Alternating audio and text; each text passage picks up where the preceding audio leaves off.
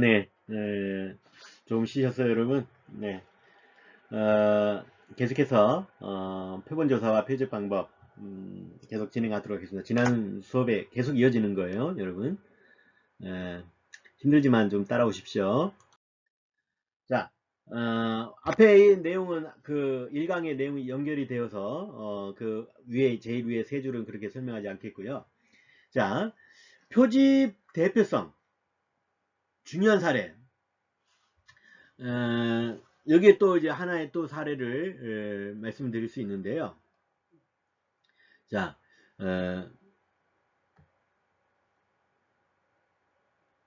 지능과 범죄의 관계에 대한 연구에서 우리가 또 그 방법을 하나 알 수 있습니다. 여러분 이거 잘 읽어봄으로써 우리가 좀 이해할 수 있겠어요. 얼마나 그 대표성이 중요한 것인가, 그거를 잘 가려야 되는 것인가를 확인할 수 있습니다. 먼저 보십시오. 지능과 범죄 사이의 관계가 있다고 주장하는 학자들이 자신의 주장을 입증하기 위해서 사용한 방법은 주로 수감자들, 그 수감자들의 평균 지능지수와 일반인의 평균 지능지수를 비교하는 것이었다. 지능과 범죄 관계를 연구하기 위해서 수감자의 평균 지능지수와 일반인의 평균 지능지수를 비교하는 것, 이렇게 해서 이제 연구를 하기 시작했다는 거죠. 일반인들의 그 평균 지능지수가 수감자들의 평균 지능지수보다 높다는 연구 결과를 토대로 해가지고 어떤 결론을 내느냐, 범죄자가 일반인에 비해 지능지수가 낮다 하는 결론을 내요. 하지만 이러한 연구는 방법론적으로 중요한 오류를 범하고 있는 거예요. 표집의 대표성이 문제인 것입니다.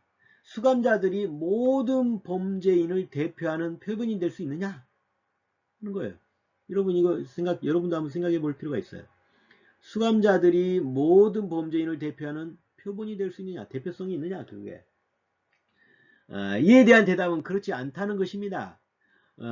범죄자는 예외 없이 모두가 다 체포되느냐 하는 거예요. 또 범죄를 저지른 사람들은 재판에서 예외 없이 유죄 판결을 다 받고 있느냐라는 질문에 대한 답은 부정적일 수밖에 없는 거죠. 수감자는 범죄자 중에 체포되어서 유죄를 확정받아 수감되었고 처벌을 받고 있는 사람들이죠. 그렇게. 범죄자 중에는 체포되지 않은 범죄자도 얼마든지 있을 수 있고, 또 체포된 범죄자라 할지라도 유죄 판결을 다 받는 것이 아니기 때문에 수감자들은 범죄인 중에 일부분인 거예요. 그죠? 아직도 해결이 안 된 사건도 많고, 다시 말하면 체포되지 않은 범인들도 많아요.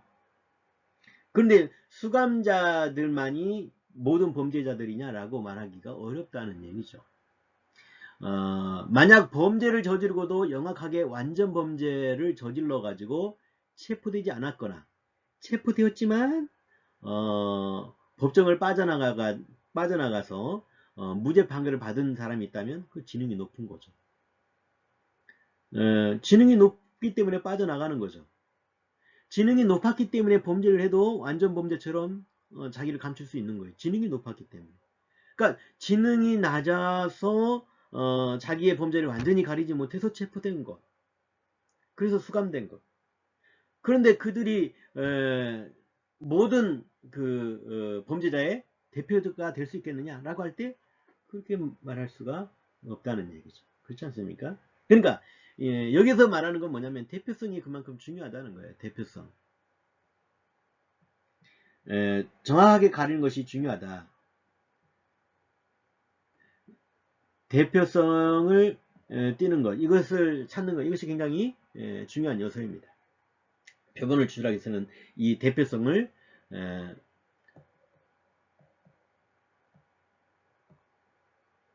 이 대표성이 굉장히 중요한 것입니다. 자, 그렇다면 표본 추출의 그 방법을 한번 이해를 해봅시다. 들어가 볼까요? 표본 추출 방법은 크게 확률 표집과 비확률 표집으로 구분을 할 수 있습니다. 확률 표집 그리고 비확률 표집으로 구분할 수 있어요. 두 가지로. 이 구분은 기본적으로 모집단의 모든 구성 요소가 표본으로 선정할 수 있는 동등한 기회를 가지는가의 여부에 따른 것이 이 구분입니다. 동등한 기회를 갖는 경우는 확률 표집, 그렇지 않는 경우는 비확률 표집이라고 말해요.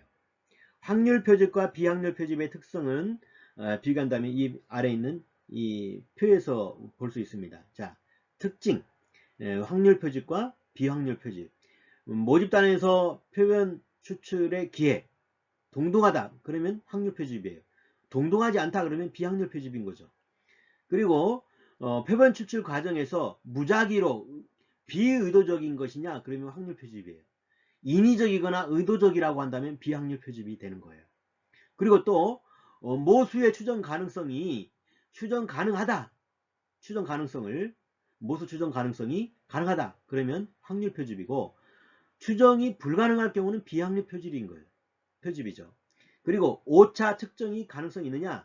가능하다면 측정 가능하다면 확률 표집이 되는 거고 측정이 불가능하다 그러면 비확률 표집이 된다는 거예요. 그 또 시간과 비교에 있어서 상대적으로 많이 소요된다 시간이 그러면 확률 표집이고 상대적으로 절약할 수 있다 그러면 비확률 표집이 되는 겁니다. 여기 이것처럼 특징이 나타나는 확률 표집과 비확률 표집은 다시 세부적으로 다양한 표집 방법으로 나눌 수가 있는데 각 표집 방법의 유형과 특징을 한번 살펴보도록 하겠습니다. 자, 확률 표집의 방법. 첫째, 확률 표집 방법의 이해. 먼저 이거를 이해를 먼저 하고 넘어갑니다.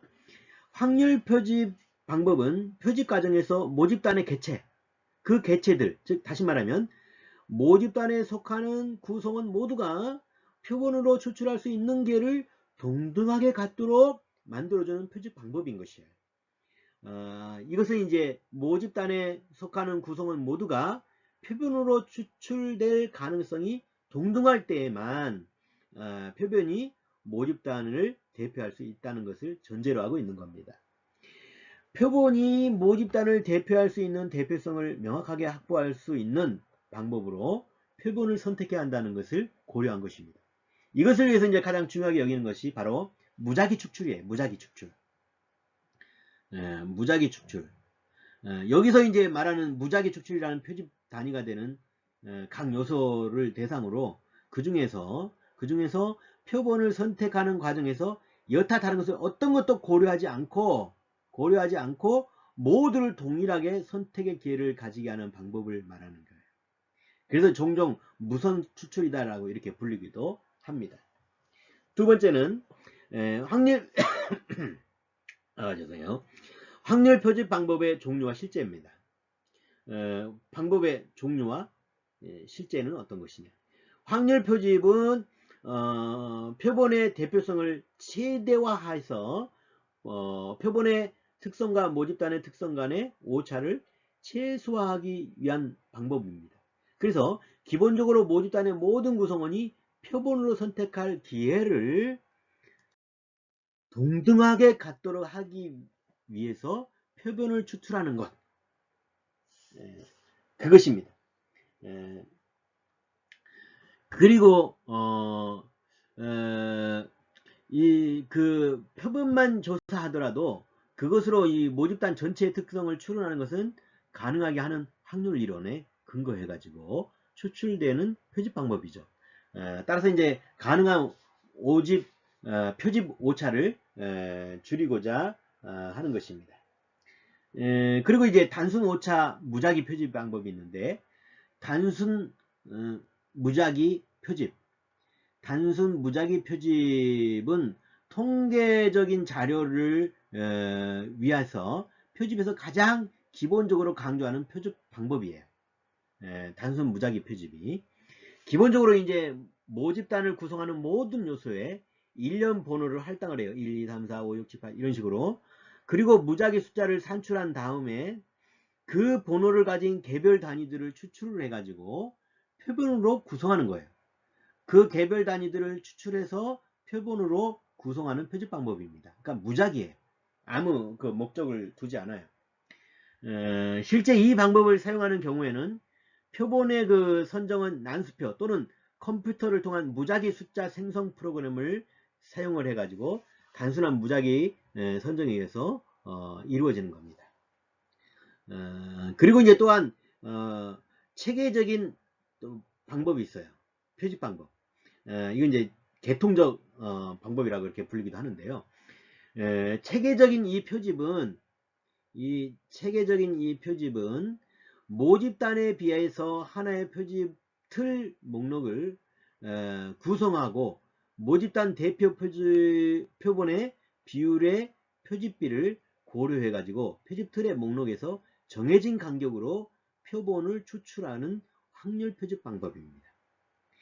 이때 이제 정해진 그 표집 간격은 모집단의 크기를 원하는 그 표본의 크기로 나누어서 계산을 하게 되는 거죠. 이것을 이제 K룰 표집단 간격이다 이렇게 말하기도 해요. 즉 다시 말해서 표집 간격의 표준에 추출되는 요소들 사이에서 표준거리라고 보면 됩니다. 그리고 이제 표집 B는 모집단 내의 그 요소들이 추출되는 비율인 것이죠. 이것은 이제 표집의 크기를 모집단의 크기로 나누어서 계산하면 되는 것입니다. 예를 들어서 보면 어떤 지역의 초등학교 교사가 이제 모집단일 경우 해당 지역의 초등학교 교사 목록인 교사의 이름을 무작위로 나열한 표집 틀이라고 설명할 수 있어요. 표집 틀에 들어있는 초등학교 교사의 명단의 전체가 540명이라고 치고 연구자가 표본을 54명 10%를 가지고 53명으로 뽑으려고 하는 경우에 표집단 간격은 540을 54로 나눈 값이 10이 되지 않습니까? 이렇게 되면 K룰 모집단 간격을 정해진 값은 10이 되어서 표집 틀에서 첫 번째 이름을 정한 다음 그 다음 숫자로부터 10번째 이름 선택하고 54명의 명단을 정할 때까지 그런 식으로 10개 단위로 추출하는 거예요. 이게 이제 체계적인 계통적 표절이라 이렇게 말할 수 있는 겁니다. 이 표집 방법을 사용하는 데 있어서 편견을 없애기 위해서는 우선 모집단의 명단을 적은 그 표집 틀을 무작위로 배열해야 돼요. 또한 제일 첫 번째 요소를 추출할 때에도 반드시 무작위로 추출해야 돼요. 그게 가장 관건이에요. 이때 이제 무작위 추출되는 첫 번째 요소는 무작위로 할 때 그 무작위의 첫 번째 요소가 뭐냐? 첫 번째, 표집 간격 내에서 선택되도록 해야만 하는 거.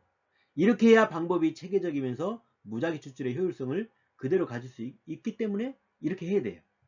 540명의 초등학교 교사의 모집단 중에서 54명의 표본을 정하는 경우에 적용하다 보면은 일단 그 540명의 교사 명단이 무작위로 이 540명이 무작위로 쫙쫙쫙쫙 열거가 돼야 돼요. 이렇게 540명이 무작위로 뭔가 목적성이 없이 인위적으로 이렇게 하는 것이 아니라 무작위로 해서 그 중에 하나를 무작위로 골라가지고 만약에 5가 나왔다면 다음 표집은 5번째 그 다음에 15번째 25번째 등의 숫자로 마지막까지 45명이 뽑을 때까지 이렇게 54명이 뽑을 때 나올 때까지 이런 식으로 하는 것이죠. 이것이 이제 체계적인 통계 표집입니다. 그 다음에 이제 총합 표집 방법은 있습니다. 총합 표집. 총합 표집은 표집하기 전에 연구자가 모집단의 구성원의 특성을 고려하는 거예요. 생각해 보는 거예요. 그리고 그 모집단의 구성원을 동질성 있는 몇 개의 집단으로 집단화해요. 그러니까 만약에 이게 540명이다. 이 네모안이 그러면 이 동질성을 가진 집단을 비율에 따라 구성원을 추출하는 거예요. 이만큼 동질성을 가지고 집단 내에서 비율을 따라 적당한 구성원을 추출해서 표본을 구성하는 표집 방법으로 유층 표절이라고도 이렇게 불리는 거예요. 이 동질성을 가진 집단의 구성원을 추출하는 단계에서 단순 무작위 표집 또는 체계적 표집 또는 집단 표집 등의 방법을 연계해 가지고 사용할 수 있는 것입니다. 동질적인 집단에서의 그 표본 추출이 이질적 집단의 표본 추출보다 표집 오차가 적다는 논리에 근거해 가지고 이루어지는 확률 표집 방법입니다. 이것을 뭐 굳이 다시 설명할 필요는 없을 것 같습니다. 아래 내용은 바로 그러한 것들을 설명하고 있는 내용입니다. 총합 표집이 바로 이런 것이고, 그 다음에 이제 집약 표집이라는 것이 있습니다. 집약 표집. 집약 표집은, 이 집약 표집은 단순 그 모집단의 그 표집 틀을 구성할 수 없는 상황에, 만약에 이제 표집 틀을 구성할 수 없는 상황이다. 그럴 때 자연적으로 또는 인위적으로 이미 구성되어져 있던 그 집단을 대상으로 1차적으로 표집한 다음에, 1차적으로 그 사람들을 그것을 표집한 다음에 선정된 각 집단에서 구성원을 다시 추출하는 방법이 표집하는 방법인데, 이것이 바로 집약 표집입니다. 군집 표집 또는 덩어리 표집이라고 이렇게 불리기도 해요. 때때로.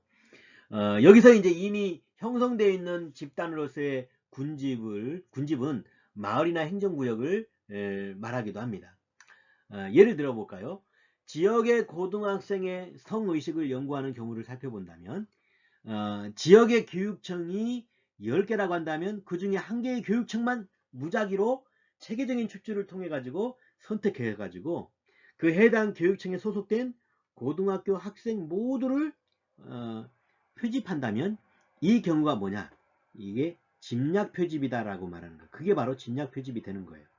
이 경우에 이제 그 해당 지역의 교육청은 연구자가 구성하는 집단이 아니라 이미 구성되어져 있는 집단이기 때문에 그런 거죠. 이러한 집단 표집은 집단의 성격이 동질적이지 않다는 점에서 충하 표절과 구별되어 있습니다. 그 집약 표절을 여러 단계에 걸쳐 하는 경우에는 다단계 집약 표집이다라고 얘기해요. 그러니까 이 단 한 번만으로 이렇게 집약 표절을 하는 것이 아니라 여러 단계를 걸쳐서 하는 경우는 그게 이제 다단계 집약 표절이다 이렇게 말한다는 거예요. 그 집약을 몇 차례에 걸쳐 가지고 단계를 나누어서 단계별로 집단을 선택하면서 표본을 추출하는 방법인데요. 여기서 이제 다단계라 부르는 것은 먼저 여러 단계를 여러 단계로 그 집약을 표집으로 추출한 과정을 거친 후에 마지막 단계에서 개인을 추출하기 때문에 그렇게 다단계다 이렇게 표현을 쓰는 거죠. 여기에서 이제 그 집약을 표출할 때는 무작위나 체계적인 표집 방법으로 추출하고 각 그 집약에서 개별 요소들 다시 무작위로 그 체계적인 표집 방법에 의해서 표본을 추출하는 것입니다. 이것이 바로 그 집약 표집이라고 하는 것이고요. 이러한 방법이 이제 있겠고, 더 나아가서 이제 비확률 표집 방법, 이 같은 것들이 이제 확률 표집 방법이라면 이제부터는 비확률 표집 방법에 대해서 한번 살펴보도록 하겠습니다. 비확률 그 표집 방법의 이해, 이것이 무엇인지 먼저 살펴볼까요? 비확률 표집 방법은 표집 과정에서 모집단의 개체들, 즉 모집단에 속하는 구성원 모두가 표본으로 추출될 수 있는 기회를 동등하게 갖추지 않은 상태, 그게 바로 비확률이잖아요. 그 상태에서 표집이 이루어지는 방법으로서 확률 이론에 의거하지 않는 방법으로 표본을 추출하는 거예요. 확률 이론에 의지하지 않는 방법이라는 거예요. 따라서 표본을 추출하는 과정에서 연구자가 임의로 표본을 추출하는 과정에 들어가게 되는 겁니다. 이 방법은 이제 일반적으로 과학적 연구가 아닌 경우나 확률 표집 방법이 불가능할 경우에 주로 사용되는 방법이 비확률 표집 방법입니다. 확률 이론에 근거하지 않기 때문에 표집 오차가 크게 나서 표본이 모집단을 대표하기 어렵다는 그런 단점도 가지고 있어요. 그리고 이제 이것을 이제 좀 더 비확률 그 표집 방법의 종류와 실제를 한번 살펴보면, 비확률적 표집에는 유의적, 다시 말하면 판단적 표집, 편의 표집, 혹은 눈덩이 표집, 나아가 할당 표집 등이 있는데, 세부적인 방법과 특징을 한번 간략하게 살펴보겠습니다. 먼저 유의적 표집입니다. 그러니까 판단적 표집이라고도 말하는데요. 유의적 표집은 연구자의 그 판단하에서 가장 유용하거나 가장 대표성이 있다고 판단되어지는 것들을 관찰하는 단위로 추출하는 표집 방법입니다. 그러니까 목적 표집이다, 이렇게 설명할 수 있어요. 그래서 이제 특히 모집단의 성격이 매우 이질적이거나 혹은 여러 가지 그 사정으로 인해서 표본의 수가 적을 때, 그때 사용하는 방법이 유의적 판단 표집 방법입니다. 그리고 이제 다음 방법으로 살펴보면 편의 표집입니다. 편의 표집. 이 편의 표집이라는 것은 모집단에서 연구자가 가장 손쉽게 구할 수 있는 구성원을 선택을 해가지고 표본으로 삼는 표집 방법이에요. 예를 들어서 어떤 수업 방법이 가장 효율적인가 알아보기 위해서 중학교 학생들을 대상으로 실험하려고 한다면, 예를 들어서 하는 거예요. 중학교 학생들을 대상으로 해서 어떤 것이 어떤 수업 방법이 가장 효율적이냐라고 연구할 때, 연구자와 연고가 있는 학교를 선택하면서, 내가 아는 학교를 선택할 거 아니에요. 내가 나온 모교, 거기에 교장 선생님이 나를 알고 선생님들도 나를 알고 라고 한다면, 그 학교를 선택해서 학교의 협조를 얻기가 좋잖아요. 뭐 학교들이 대부분 전혀 모르는 사람이 와가지고 내가 좀 연구 좀 하겠습니다, 이러이러한 연구 좀 하겠습니다, 학생들을 연구할 수 있는 시간 좀 내주십시오라면 그렇게 내주기가 어렵죠. 그러나 이제 가장 쉽게 할 수 있는 게 나의 모교를 찾아가는 거예요. 나를 아시는 선생님, 나를 아시는 교장 선생님 찾아가서 제가 이런 연구 하겠습니다, 시간 좀 내주시면 어떨까요? 그러면 아주 뭐 쉽게 그래 알았어라고 허용해 주잖아요. 그리고 이제 그 시간이나 또 비용 면에서도 경제적으로 이제 진행할 수 있는 그런 방법이 바로 편의 표집입니다. 세 번째로는 눈덩이 표집이라고 있어요. 눈덩이 표집. 이 눈덩이 표집은 면접조사 연구에서 자주 사용되지는 비확률 표집 방법이에요.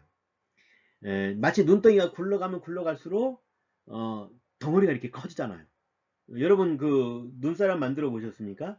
처음에는 주먹 크기로 이렇게 뭉쳐가지고 굴리다 보면 어느덧 이게 커지기 시작하면서 갑자기 확 커지죠. 그냥 이게 굴리기가 힘들 정도로 무거워지잖아요. 이것처럼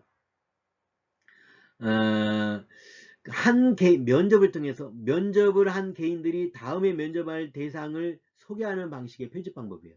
이제 내 친구를 또 소개해주고 그가 또 다른 친구를 소개해주고 이런 식이죠.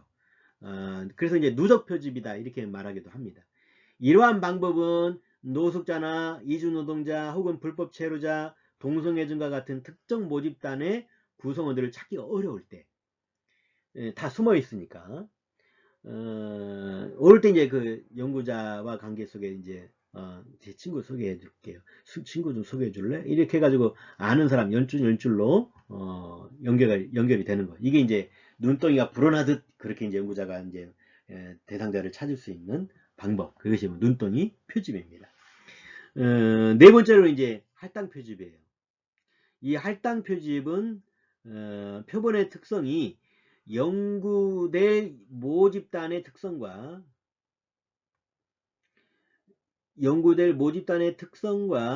동일하게 만들어 주기 위해서 미리 집단의 몇 가지 특성을 기초해 가지고 표집단을 적용해서 표본을 추출하는 방식의 표집 방법이 할당 표집입니다.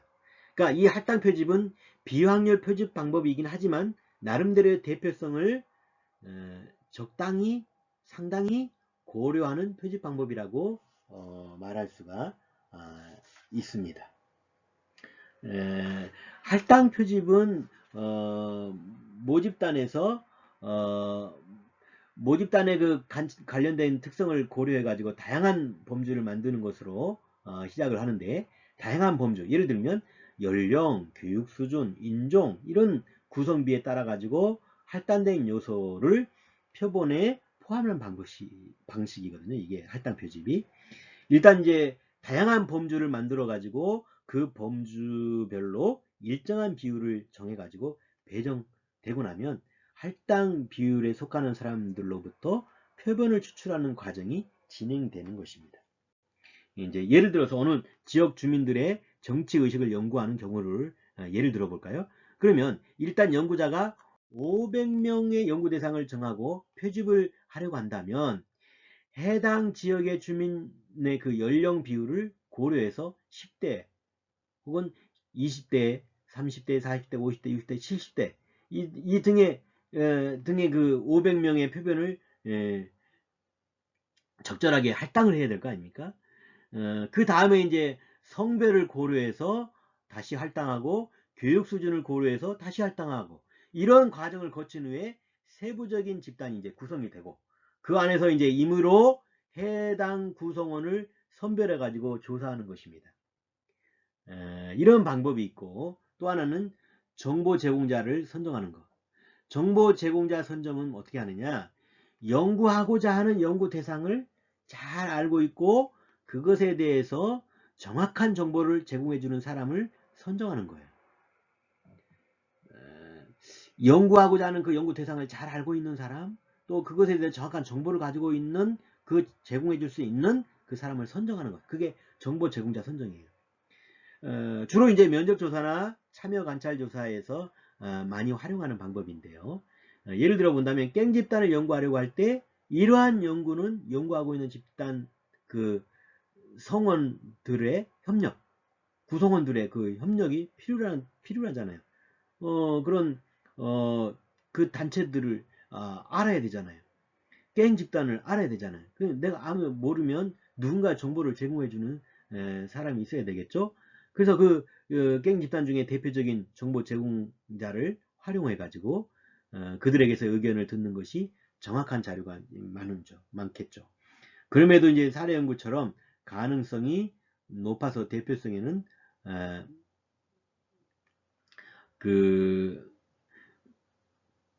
대표성에는 이제 문제가 생길 수 있다는 것이죠. 그리고 이제 여기까지만 하고 이제 연구 수행에서 표집 실제와 문제점을 좀 3강으로 이제 넘겨갈 건데요. 일단 이 부분 나왔으니까 이 부분만 살펴보고 강의를 마치고 3강으로 돌아가겠습니다. 연구 수행에서 표집의 실제와 문제점이 뭐냐?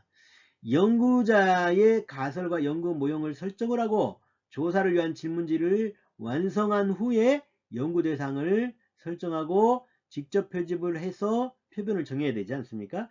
이 과정에서 구체적으로 어떻게 해야 되고 무엇을 유의해야 되는지 살펴보는 건데, 그 첫 번째가 표집 절차와 고려사항입니다.